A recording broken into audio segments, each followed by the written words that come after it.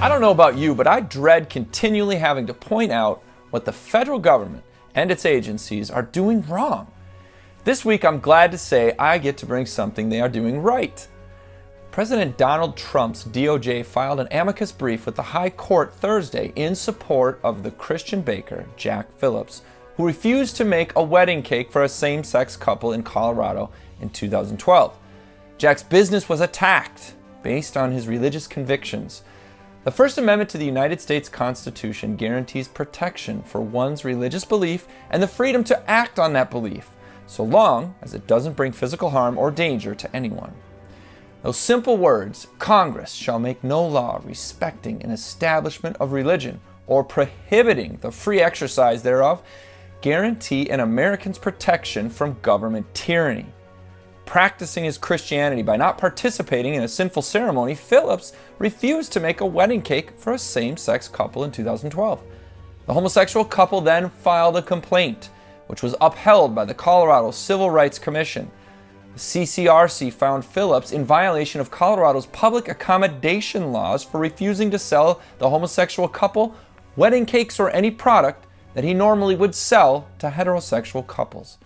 The Colorado Court of Appeals upheld the CCRC's ruling, which Phillips is now appealing before the Supreme Court. The question to be asked, though, is if Mr. Phillips, or any of us for that matter, are only free to believe and not act, what is the point in our religion?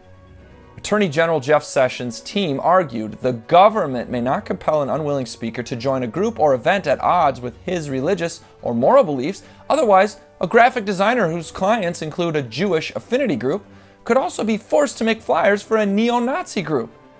Just like in the case of Christian florist Barnell Stutzman and dozens of other wedding vendors, Jack offered to sell the men anything in his store, but that did not satisfy them. Nor did the long list of area bakeries who would have gladly baked a cake for this homosexual couple.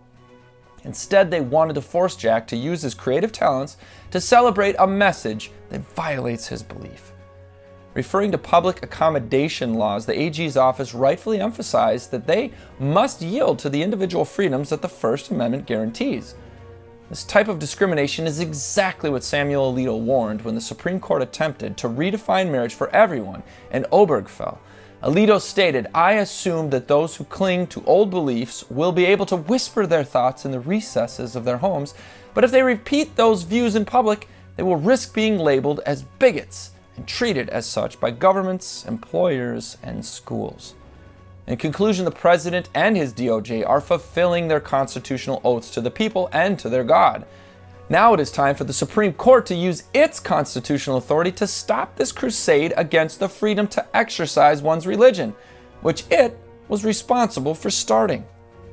This is Jake MacAulay with the Institute on the Constitution, bringing you the American View.